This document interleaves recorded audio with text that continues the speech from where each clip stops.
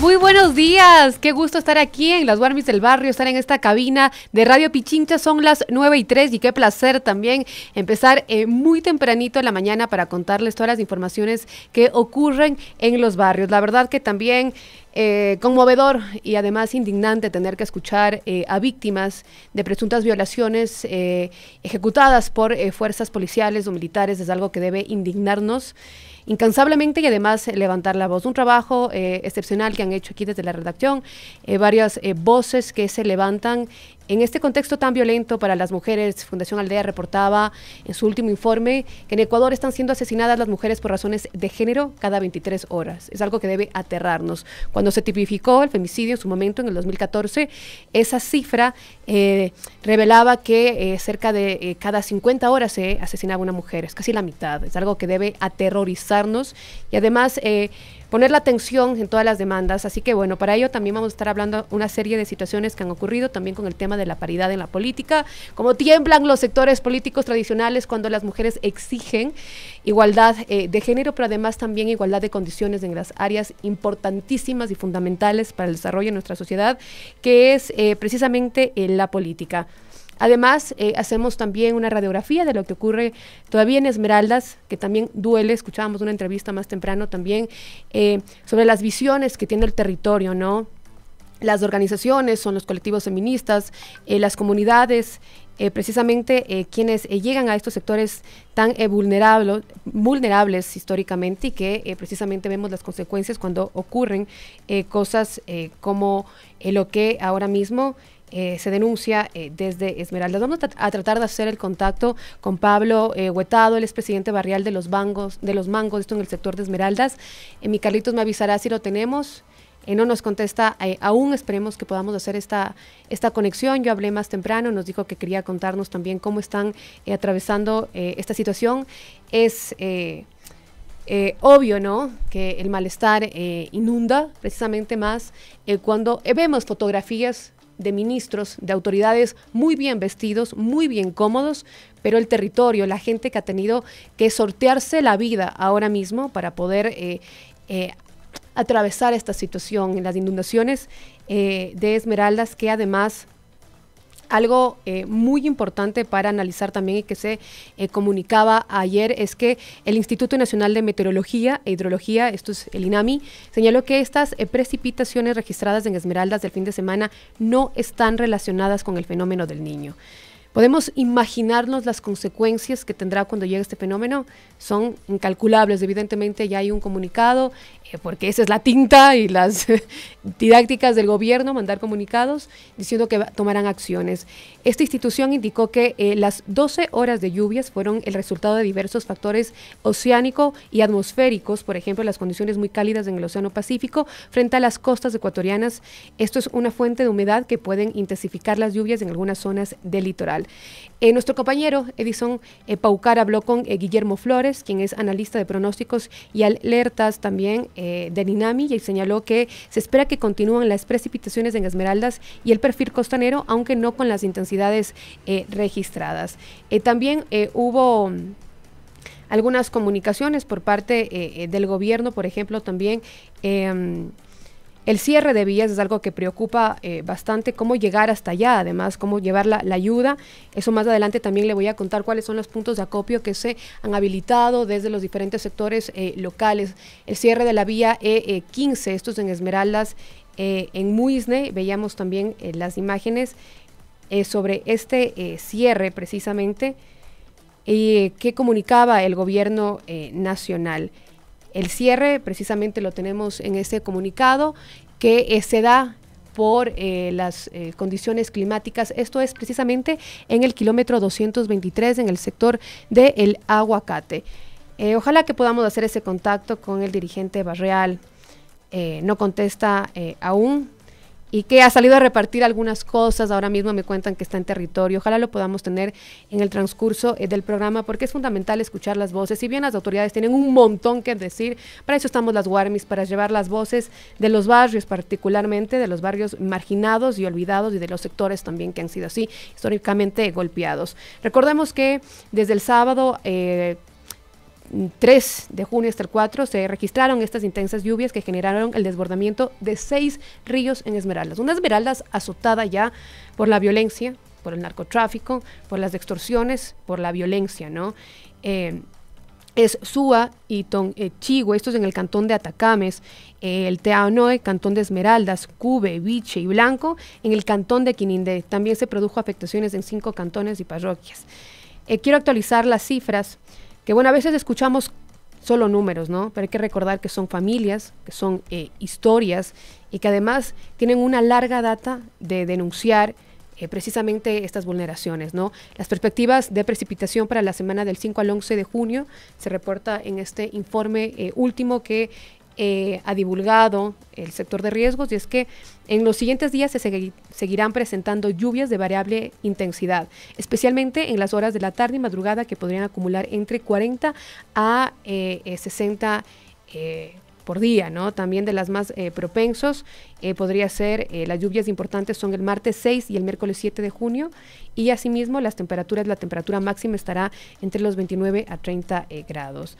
Las lluvias registradas durante la madrugada, como bien lo decíamos, se deben a diversos factores del océano atmosférico, como la zona de convergencia intertropical. Ahora, lo que más duele contar, y las cifras además, son las personas afectadas. Veíamos videos de personas jugándosela todo, de esa solidaridad ante las ausencias de autoridades, porque si bien escuchamos diferentes medidas para salvaguardar esta situación, en la entrevista más temprano, de personas que están en territorio, evidenciaban que claramente esta ayuda a territorio no llega. Y es porque precisamente el trabajo de la comunidad es lo más importante cuando ocurren este tipo de situaciones, porque evidentemente vimos a un presidente distante desde un helicóptero, ¿no? Y con esa fotografía cualquiera podría concluir básicamente lo que ha sido su gobierno durante este corto periodo, ¿no? La afectación a personas son 14.014, los heridos son 6 y las familias afectadas ya ascienden a 3.461. También se habla de viviendas de zonas de inundación, 2.895. Estas vías afectadas son de primer orden también. Las unidades educativas afectadas son 21 y los centros de salud afectados son 5, los bienes públicos afectados son 3.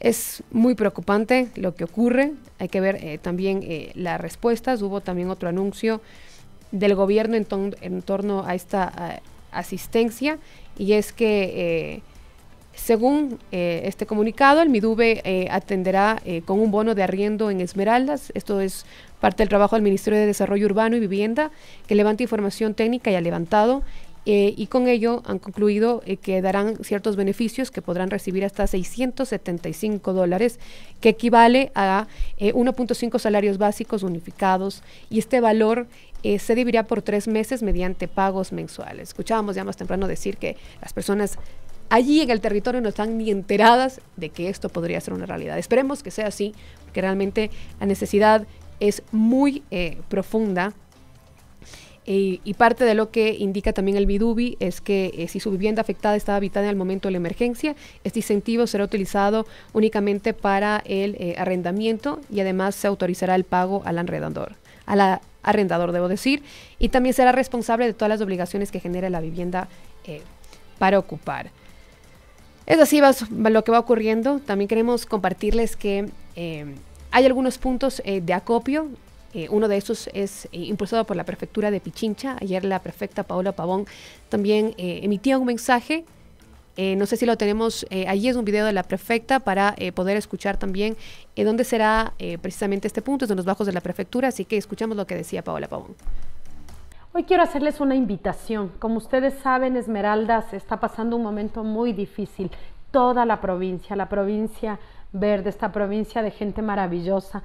Y como Pichincha queremos ser solidarios, debemos ser solidarios, y por eso quiero invitarles a que en los bajos de la prefectura de 8:30 a 4 de la tarde puedan ayudarnos con sus donaciones. ¿Qué estamos recibiendo? Agua, es fundamental. Si nos pueden ayudar con agua, les agradecemos mucho. En segundo lugar, víveres no perecibles, por favor, para que no se dañen, para que puedan llegar en buenas condiciones y puedan servirles a nuestros hermanos esmeraldeños.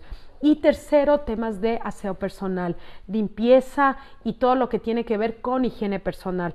Les esperamos en los bajos de la prefectura de Pichincha en esta campaña solidaria por nuestra querida Esmeraldas. Por su parte también escuchamos hacer algunos anuncios ayer al alcalde Pavel Muñoz. Esto es parte de su informe semanal que realizó el 5 de junio, donde el alcalde destacó algunas situaciones, por ejemplo, la reanudación de las actividades comerciales del Metro de Quito, también la gestión de residuos sólidos y seguridad, y algunos son de estos temas prioritarios que ya lo vamos a abordar, pero también el alcalde habló de algo fundamental también y que se suma a esta ayuda solidaria con Esmeraldas y ha comunicado que se implementarán lugares de recolección en la ciudad para recibir donaciones. Se han puesto en funcionamiento 9 administraciones zonales para recibir donaciones y también transportarlas a esta provincia. Escuchamos lo que decía el alcalde.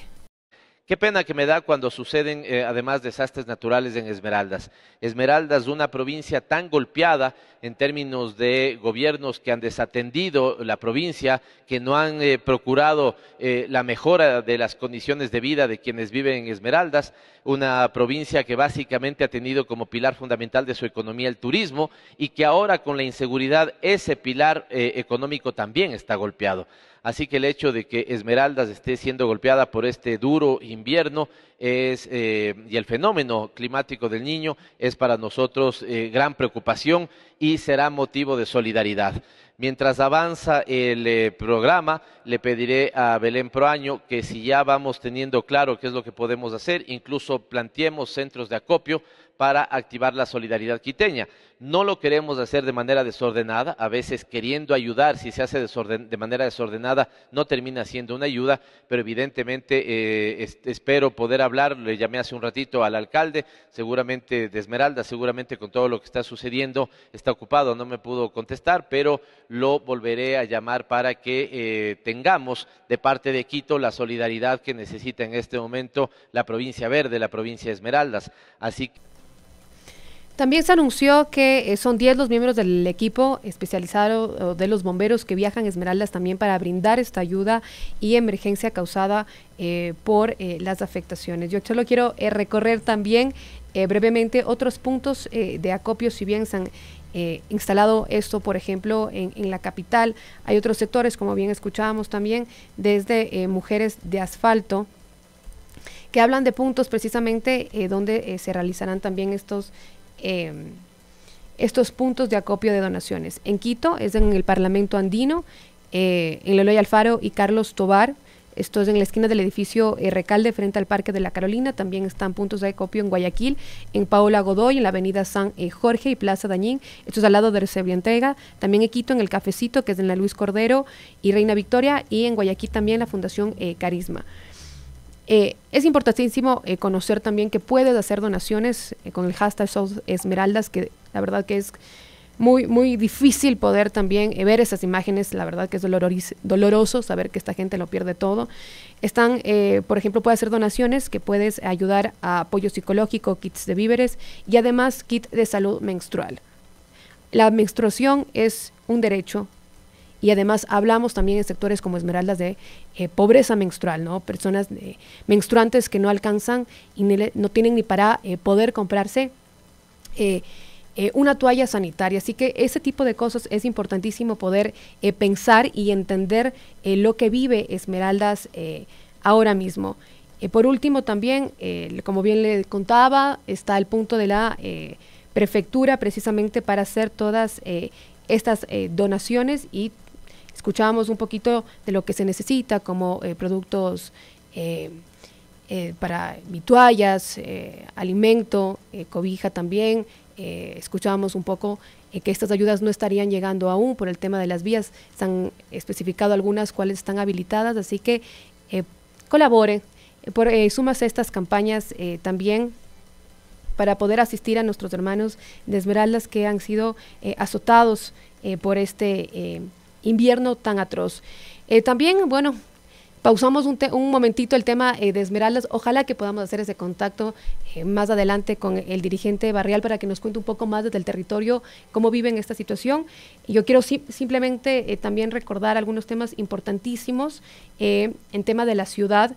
escuchemos también lo que decía el alcalde sobre que al menos de la mitad de esta semana evalúa trabajar y trasladar incluso su despacho a la empresa del Metro de Quito para hacer seguimiento más de cerca a este proyecto y garantizar precisamente el reinicio de las operaciones. Estas noticias son importantes para la capital porque el metro ha sido un dolor de cabeza para todo el mundo, así que escuchamos lo que decía el alcalde. Pero hay dos temas que van a generar mi preocupación central en estos meses. Uno, el Metro de Quito. No descansaré, estoy evaluando la posibilidad de trasladarme la mitad de la semana mínimamente a despachar en la empresa Metro de Quito.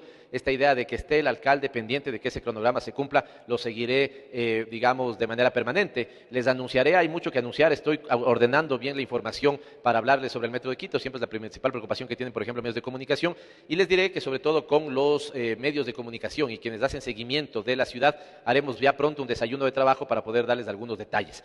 Mucha preocupación, no pierdo mi expectativa, pero estoy cada vez más preocupado de la cantidad de descuido, si ustedes quieren, ¿no es cierto?, y de abandono de parte de la principal o las principales autoridades que ha tenido el Metro de Quito. Así que para que no falle esa fecha de pleno funcionamiento la primera semana de diciembre, me pondré todos los días a hacer una revisión de este tema y será el que ocupe mi principal atención. Daré atención a todo, pero digo, de las cosas que más ocupará mi atención, Metro de Quito. Escuchábamos ahí al alcalde Pavel Muñoz. Hay algunos temas todavía que surgen preocupación precisamente en la capital, el tema de inseguridad. Hay algunas denuncias también en los barrios, ya les voy a pasar.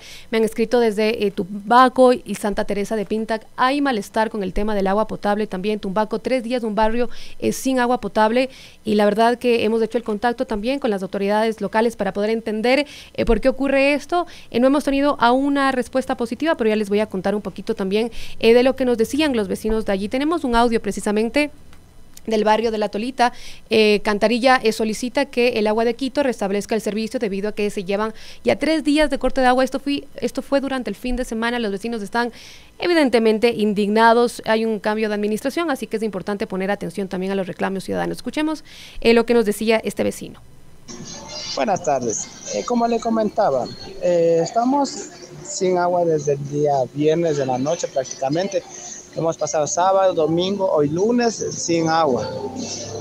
La molestia es más que todo porque no nos avisan cuándo ni a qué hora nos van a cortar para poder nosotros abastecernos con el agua, ya que usted sabe que el agua es fundamental para todos y no es justo que no nos avisen para poder nosotros abastecernos del agua.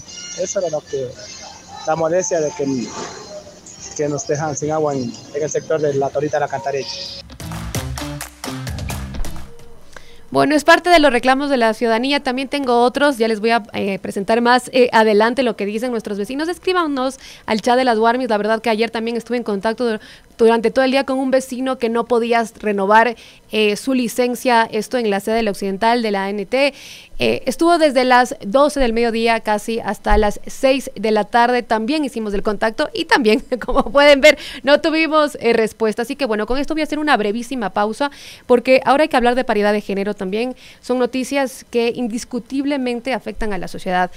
Cuando escuchamos estos discursos, ¿no? Aún tratando de ubicar que son temas de mujeres, no, señor y señora, no son temas de mujeres, son temas que afectan directamente a los ciudadanos, a las niñas, a los niños, porque precisamente tener paridad hace que las decisiones sean más horizontales y que se incluyan temas que también por años ha estado en silencio. Así que tengo 2 invitadas de lujo que ya las voy a presentar. Voy a una brevísima pausa y ya regresamos aquí en las Warmis.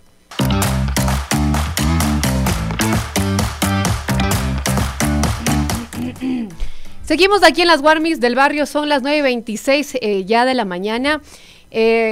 Hacíamos un recorrido de lo que ocurre en Esmeraldas. Yo reitero que esta solidaridad se extienda. Hay que ser ahora más que nunca humanos con lo que ocurre en nuestro país en diferentes sectores. En Esmeraldas ahora poner la atención, pero esto no es algo que ocurre de ahora, ¿no? Es algo que hemos venido hablando sobre la violencia, por ejemplo, hace un par de años y que se ha intensificado en los últimos. Y la verdad que también ver el trabajo de las colectivas de allí en territorio es algo admirable. Yo les invito a que sigan a Mujeres de Asfalto. Hay militantes espectaculares con un corazón tan noble, pero además que nos dan esta mirada y esta perspectiva de género sobre la situación y de derechos humanos, que las autoridades tienen todos los espacios para hablar, pero son estas voces de los ciudadanos los que debemos cada día rescatar. Y así es precisamente lo que hoy planteamos desde las Warmis, porque Escuchábamos mucho las noticias sobre la paridad de género, se han hecho algunos debates también aquí en la radio, pero creo que el enfoque, uno de los principales enfoques de esto es ¿por qué esto afecta a la ciudadanía? Porque precisamente a veces se coloca esto como si fuera un tema de mujeres y que, como siempre, ¿no? Que las mujeres vienen a joder, que las mujeres vienen a traer algunas cosas, pero no, señora, eso no es así. Hay que desmenuzar por qué la paridad existe, por qué se genera un contexto de violencia política, que lo hemos hablado, además donde ya las mujeres en política comienzan también a ser enfáticas y decisivas en no dejar atravesar esto. A mí algo que también me surge, que ya más adelante lo vamos a hablar, es también cómo las construcciones de los discursos de las mujeres también a veces tienen tintes machistas y patriarcales. Estoy ahora con Yairen Noriega, quien es asambleísta de UNES. Yairen tiene 25 años, es militante, feminista, especialista en gestión de gobierno y socióloga por la Universidad Central del Ecuador, donde fue líder estudiantil al frente de las luchas en contra de los recortes presupuestarios impuestos por el gobierno del gran Lenín Moreno, exasambleísta. Y también estoy con Ana Gómez. Ella está por vía Zoom, precisamente, y ella es abogada, ingeniera en contabilidad, auditora, máster en Derecho Constitucional, especialista en Derecho Constitucional y Electoral, y también es consultora de proyectos de Fondo de Población de las Naciones Unidas, el Fondo Ítalo-Ecuatoriano de Desarrollo Sostenible, el Instituto Nacional Democrática, Demócrata, debo decir, Esquel y otras. Además, también ella es coordinadora de Mega Mujeres, que ha sido también el espacio para impulsar que esta paridad ahora, en estas elecciones adelantadas, sea una realidad. Mega, decía, es increíble lo que logramos las mujeres unidas y organizadas. Acabamos de ser notificadas con la decisión mediante la cual el Tribunal precisamente electoral debe hacer pasar esta paridad. Te quiero dar la bienvenida también, Ana. Cuéntanos un poquito, luego de recibir esta decisión, ¿qué lectura tienen ahora? Entiendo que han estado en algunos medios de comunicación ya socializando el tema, pero ¿por qué esto fue importante para estas elecciones? Gracias, Denise. Yairen, buenos días con todas las personas que nos escuchan también. Bueno, quisiera resaltar que a mí lo que más me queda es precisamente eso de lo que somos capaces de hacer cuando nos unimos. Lamentablemente, y precisamente por la diversidad que tenemos todas las mujeres, podemos profesar diferentes ideologías en muchos temas. Y de hecho se han visto enfrentamientos también entre organizaciones de mujeres que a veces inclusive desatan una mala percepción de quien desconoce del feminismo. Pero esta causa principalmente nos unió, vengan de donde vengan, y eso creo que para mí fue lo más rescatable y algo que siento como maravilloso, ¿no? Fueron mujeres a nivel nacional, desde diferentes lugares, que decidieron pararse y pelear por lo mismo. ¿Por qué? Porque nosotros primero estábamos pidiendo solamente el cumplimiento de la ley, no estábamos pidiendo nada que esté por fuera de la norma.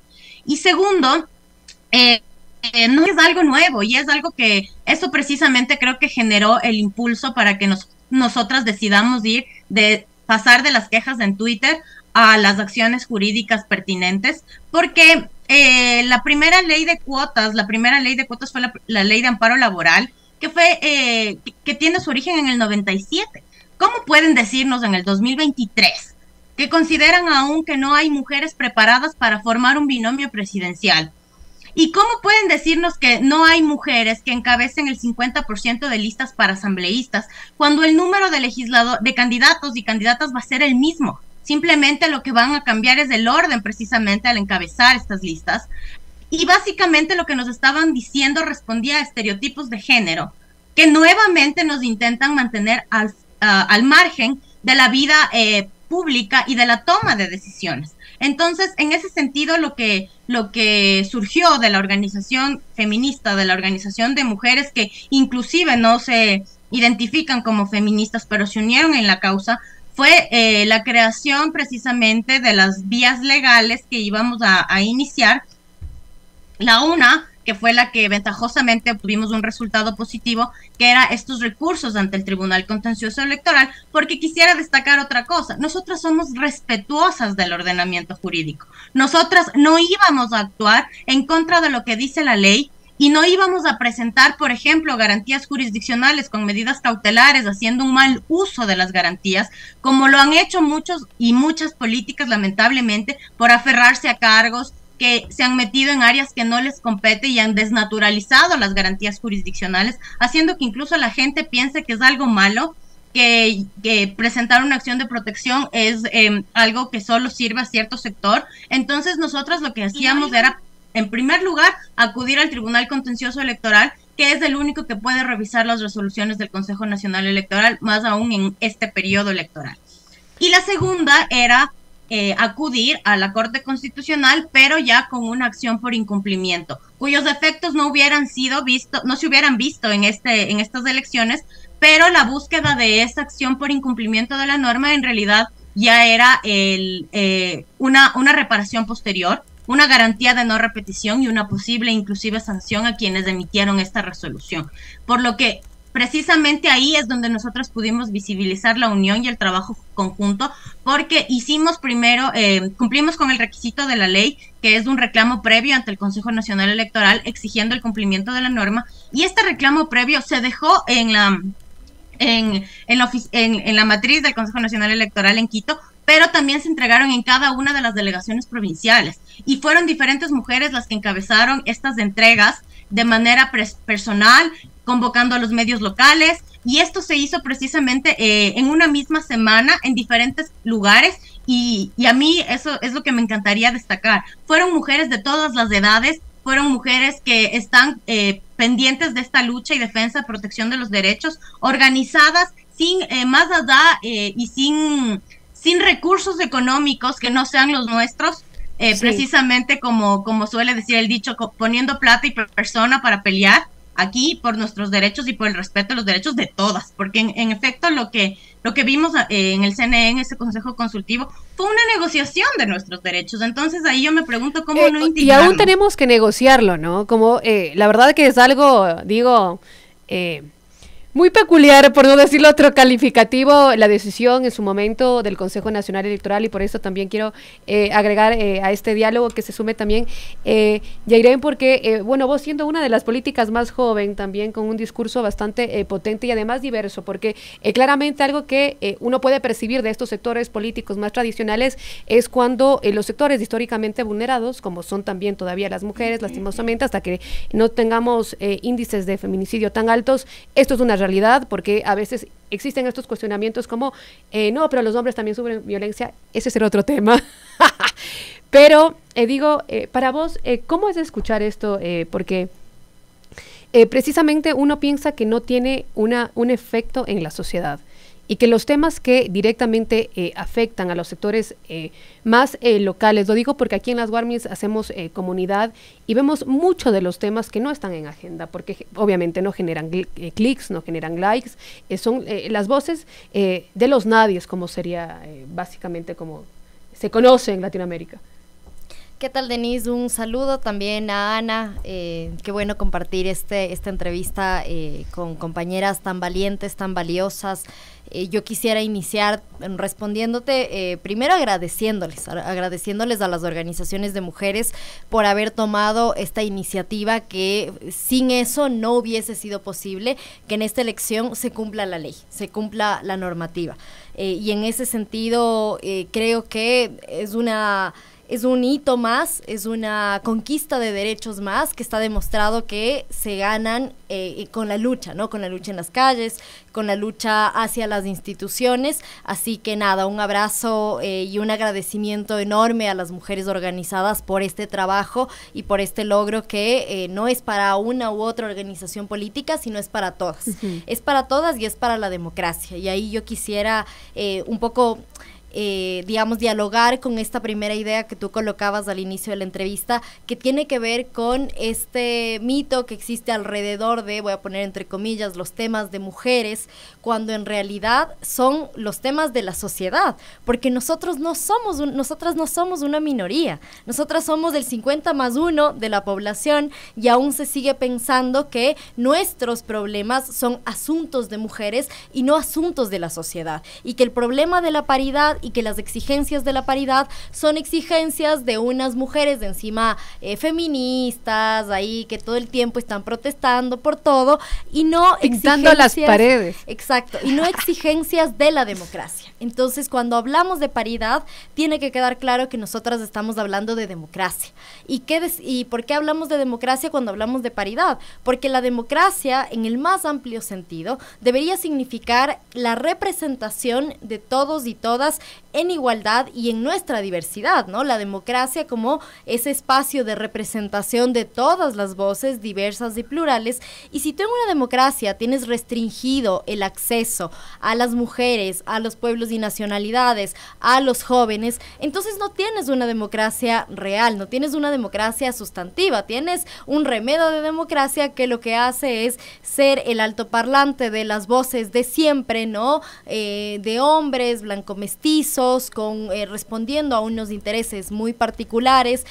Muchas de las veces, digamos, insertamos también una categoría de clase social, vas a tener que, digamos, históricamente, quienes han tenido el derecho de hacer política, es gente que tiene dinero, es gente que tiene plata, ¿no? Entonces, hacen política para sus propios intereses y no para los intereses de una mayoría. Y de ahí la importancia que las voces de las mujeres estén representadas también como un lugar importante dentro de los espacios de toma de decisiones. Por ejemplo, algo que también, bueno, se discutió mucho en esta esfera es, bueno, ahora qué hacen los binomios, porque precisamente había un montón de candidatos y nombres de hombres. ¿Cómo evaluar esto? Porque están teniendo realmente discusiones sinceras y coherentes los partidos políticos con el tema de la paridad. Digo porque desde las elecciones se vienen hablando desde las anteriores, locales, presidenciales, etcétera, que a veces eso es un relleno, ¿no? Es los discursos de la gente política, porque además siguen siendo hombres mayores, con todo respeto, no tengo, o sea, digo, porque siguen siendo las mismas personas las que toman estas decisiones sobre los caminos que toma en nuestra sociedad y los debates de mujeres comienzan a incomodar, ¿no? Bueno, yo en ese sentido voy a hablar por el partido al que pertenezco y el que además estoy orgullosísima de pertenecer, porque ya nosotros en las elecciones pasadas, aun cuando la norma no tenía que aplicar, o sea, la norma se aprueba y se le empieza a aplicar de forma progresiva hasta llegar a esta elección, donde tiene que ser 50-50 para todo. A pesar de que el año pasado, la elección pasada, no nos correspondía, entre comillas, legalmente todavía cumplir ese 50-50, nosotros lo hicimos. Es más, nuestra bancada terminó siendo una bancada mayoritariamente conformada por mujeres. Entonces, creo que al menos a nivel de la Revolución Ciudadana hay un pleno reconocimiento de que nosotras tenemos que tener una voz en democracia. La presidenta de nuestra organización política, Marcela Guiñaga, ahora prefecta del Guayas, es muestra de eso también, ¿no? Una mujer política conduciendo una organización política, una de las pocas, si no estoy mal, ahí me corregirán, me parece que es la única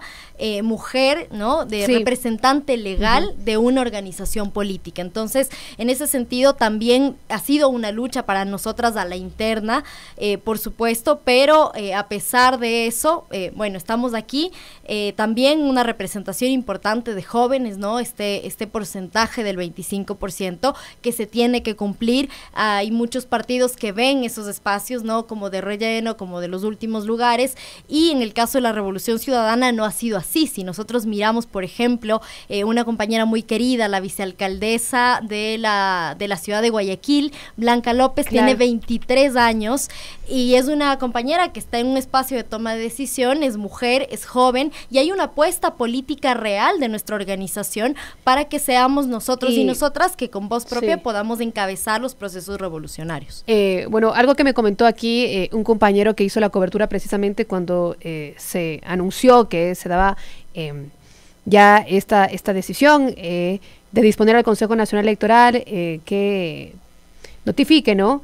Sobre los principios de equidad, paridad y alternabilidad. Una de las preguntas de una periodista fue, ¿las mujeres están capacitadas? Ana, ¿qué te surge ahí? Digo, ponen el cuerpo, ponen una resolución, ponen una demanda, ponen todo, pero era una periodista mujer. Las mujeres están capacitadas, digo, no sé.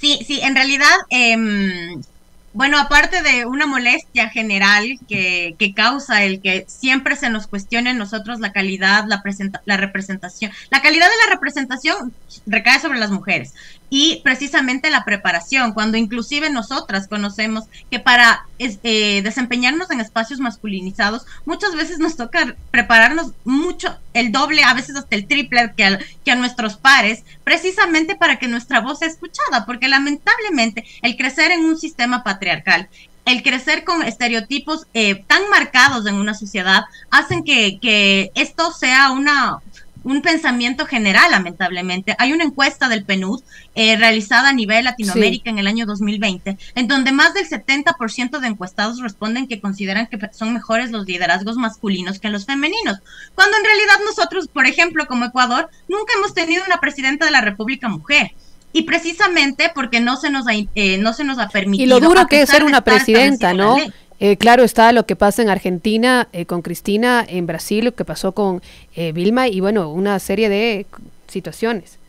Claro, porque a pesar, y más allá de eso, las mujeres que se atreven a tener estos cargos de representación sufren muchísima violencia política precisamente por razones de género, porque la violencia en la política lamentablemente está siempre, pero la que sufren las mujeres que se atreven a tomar estos espacios es sumamente grave, muchas veces llega a precisamente desincentivar por completo su participación política, porque se meten con la familia, porque se meten con los hijos, porque destruyen su reputación. Y lamentablemente en la sociedad esos estereotipos todavía son fijos y esa pregunta es algo que nos hacen siempre y precisamente lo que a mí me molesta en ese sentido es que ¿quiénes son los precandidatos a la presidencia actualmente? Tenemos personas que se están perfilando que no tienen experiencia alguna en administración pública, que su experiencia puede venir en sectores de seguridad, en sectores deportivos, en diferentes sectores, pero no tienen nada que ver con la administración pública y a ellos no se les está cuestionando precisamente esto. ¿Están capacitados para ser presidentes? Lo único que se considera es que tienen una legitimidad por haber nacido hombres y que por eso han de poder. Y lo mismo suele suceder precisamente con el encabezamiento de listas para la Asamblea y para el Parlamento. Y ahí sí quisiera destacar precisamente que lo que se está peleando aquí es el acceso. Y ese acceso lo pudimos ver reflejado en la última Asamblea precisamente porque inclusive cuando únicamente la ley estaba respondiendo al 15% de encabezamiento de listas, ya se logró un 38% de presencia femenina en el Parlamento. Es decir, con el acceso precisamente, porque también hay que ver cómo vota el ecuatoriano. Lamentablemente, aquí a veces se vota por la persona o se vota por el partido. Entonces, por quien yo vote... Pero también los representantes políticos también tienen que subir un poquito, el debate, porque las últimas intervenciones que tuvimos en la Asamblea...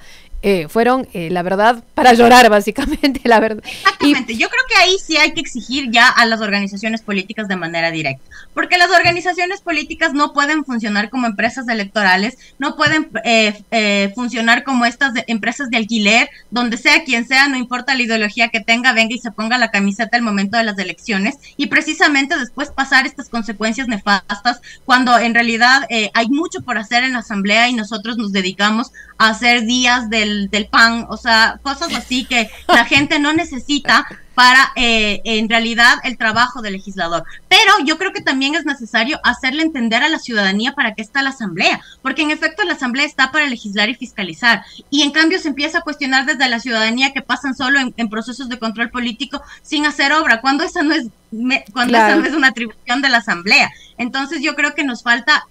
Y esto sí pueden hacer de las mismas y deberían hacer de las mismas organizaciones políticas, el enseñar a la gente qué hace cada una de las instituciones, para que no le estén pidiendo al asambleísta carreteras y para que no sea ese el discurso en campaña. ¿Saben qué? Yo voy a repavimentar la carretera Chimborazo-Tungurahua o la voy a hacer de 4 carriles. Eso ofrecían los candidatos en el 2021, porque yo soy de la provincia de Chimborazo. Eso ofrecían en mi provincia. Bueno, el presidente ofreció darle la vuelta a la Virgen del Valle. Hemos escuchado, no sé, un tren playero, pero para ir cerrando un poquito, Yairen, quiero que puedas también transmitir...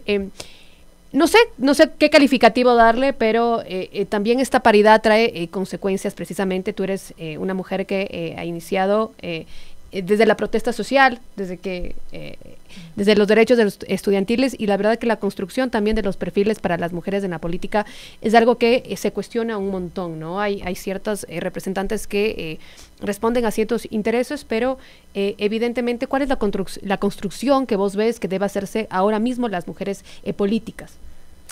Bueno, yo diría al menos de dos aspectos, ¿no? Creo que, como ya decía Ana, las organizaciones políticas tienen la responsabilidad, no solamente con las mujeres, sino también con los hombres, crear espacios de formación política, de capacitación, escuelas de cuadros políticos, porque si no lo que pasa es que en cada elección las organizaciones políticas entran en jaque porque tienen que de una u otra forma rellenar listas de asambleístas y no existe, digamos, una institucionalidad alrededor de los partidos políticos, lo cual es peligroso para precisamente la democracia, ¿no? Que es lo que básicamente estamos viendo a día de hoy. Entonces creo que por ese lado las organizaciones políticas tienen que prestar espacios de capacitación, de acompañamiento a la formación de cuadros políticos, específicamente además con perspectiva de género, que eso implica que las mujeres, por ejemplo, los partidos no están discutiendo esto, pero a mí me parece fundamental, y es que las mujeres, muchas de nosotras somos cuidadoras, muchas mujeres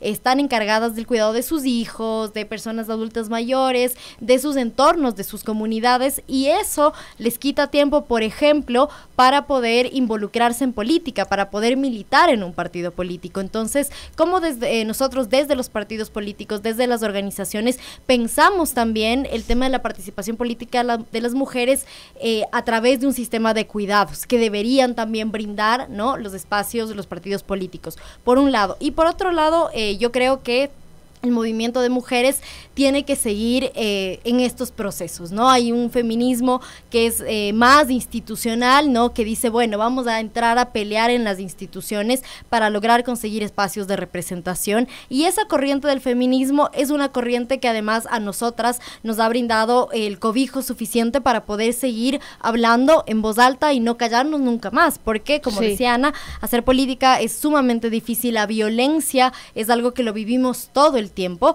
y que las organizaciones de mujeres puedan brindar ese acompañamiento en casos de violencia política es importante, ya no solamente para procurar el acceso de las mujeres, sino también la permanencia de nosotras dentro de estos espacios políticos. Y además también no acostumbrarnos a que seamos las mujeres, que sean las mujeres en general las que tengamos que poner el cuerpo en todo, ¿no? Porque a veces pasan ciertas situaciones, ¿y dónde están los colectivos de mujeres? Como, hermano, hay un gobierno, hay autoridades, primero que hable la gente que supuestamente debería garantizar todos los accesos. Yo solo para cerrar también, Ana, algo breve, con esta sentencia, que si bien ya existen normativas que impulsan la paridad de género en la política, ¿cuál es el escenario ahora?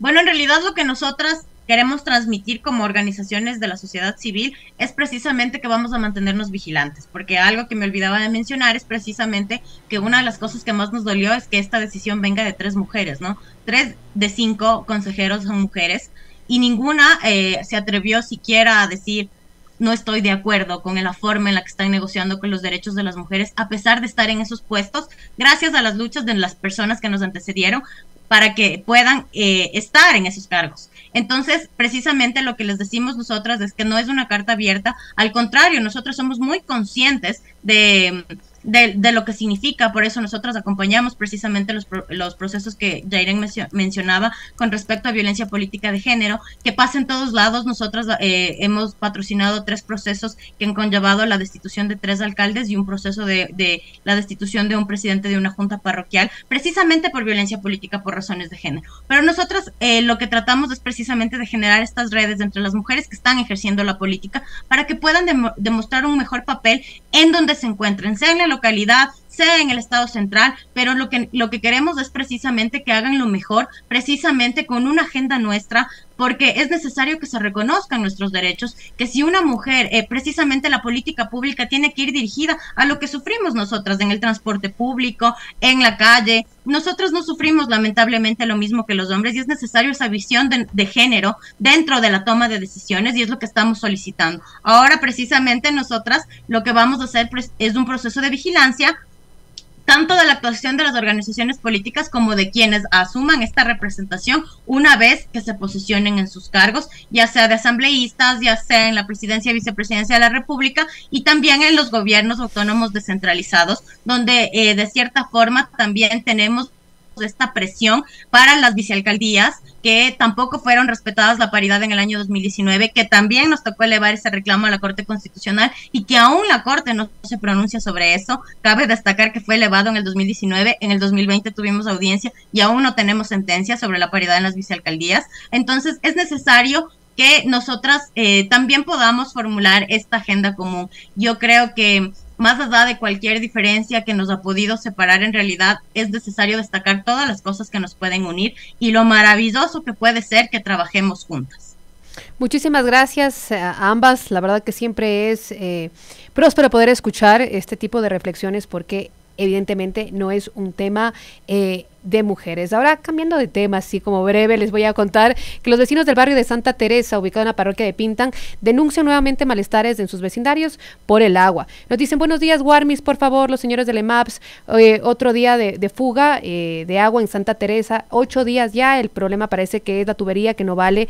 Tenemos varios videos de las denuncias, a ver si los escuchamos. Esta es la parte que está afectada del agua, donde se está yéndose el agua, es todo esto.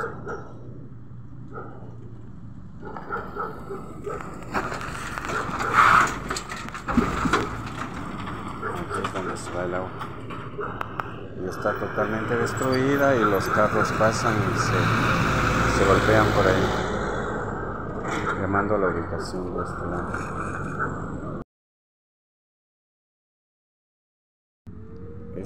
Esta es la calle principal, mis queridas Warmis. Voy a subir hasta donde que está la parte que se está yéndose del río.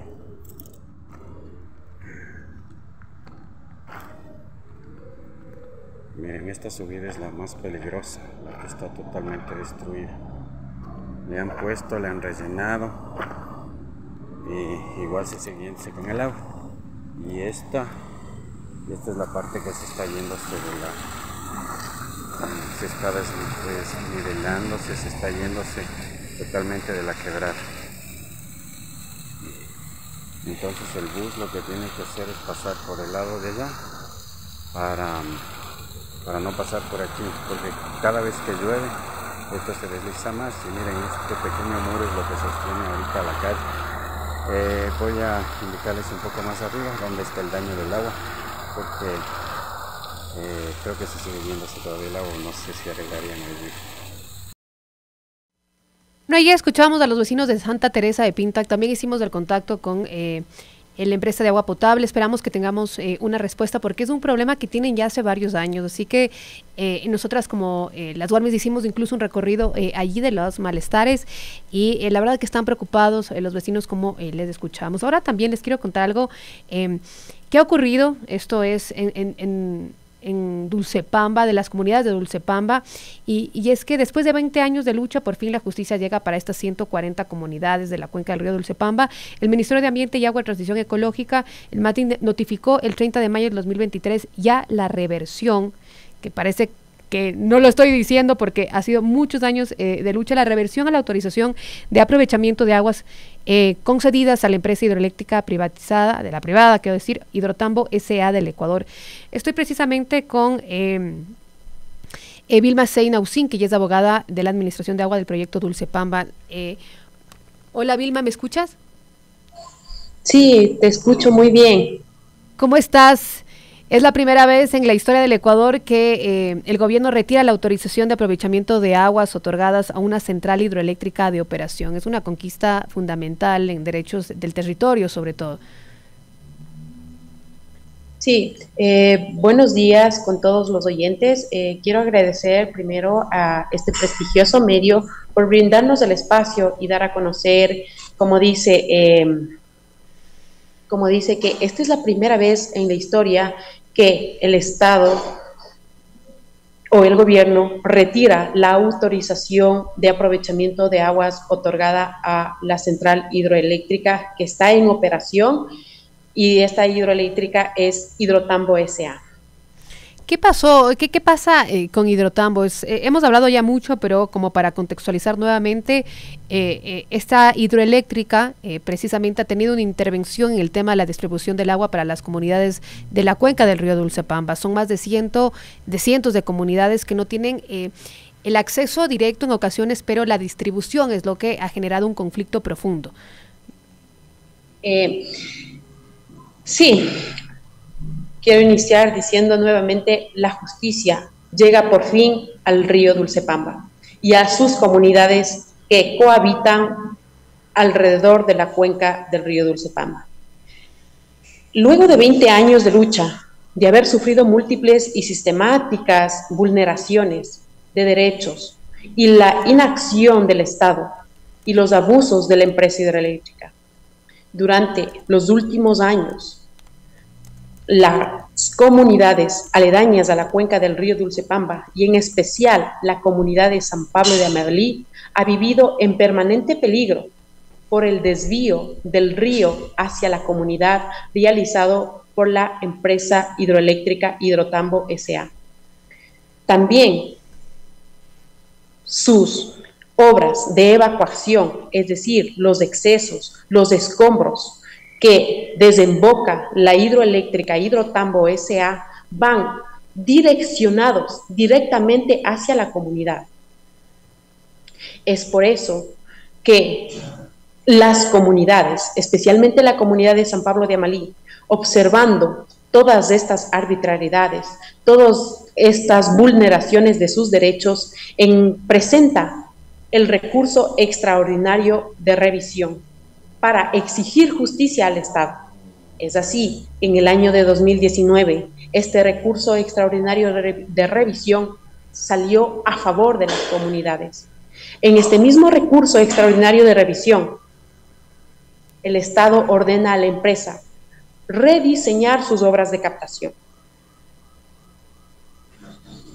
Vilma, también, sí. Sí. Se me va acabando el tiempo, lamentablemente. Solo quiero que me concluyas qué significa esta decisión para las comunidades. ¿Cómo están? Ya. Esta decisión de la reversión de la resolución significa muchísimo para las comunidades. Es decir, que le retiran la autorización de aprovechamiento de agua a la empresa hidroeléctrica, y esto quiere decir que todo el agua regresa a arcas del Estado para que las comunidades, es decir, y las personas o los usuarios de mayor prioridad puedan usarlo de manera libre. Que todas las comunidades campesinas, indígenas de la cuenca del río Dulce Pamba puedan adjudicar el agua libremente para suplir sus necesidades básicas como son consumo humano, abrevadero de animales y riego que sustenta la soberanía alimentaria. Eso es fundamental. Te quiero agradecer, Vilma Seynausín, ella es abogada de la Administración del Agua del proyecto Dulce Pamba, debo decir. Es una lucha de 20 años por el acceso directo al agua, pero una serie de vulneraciones por parte de ciertas instituciones que negaron incluso el acceso a la información, el acceso a poder vivir dignamente. Recordemos que estas comunidades, la mayoría de ellas se dedican a la agricultura y que es vital precisamente este recurso tan necesario como es el agua. Te quiero agradecer muchísimo. Son las 10 de la mañana, ya se acaban las warmis.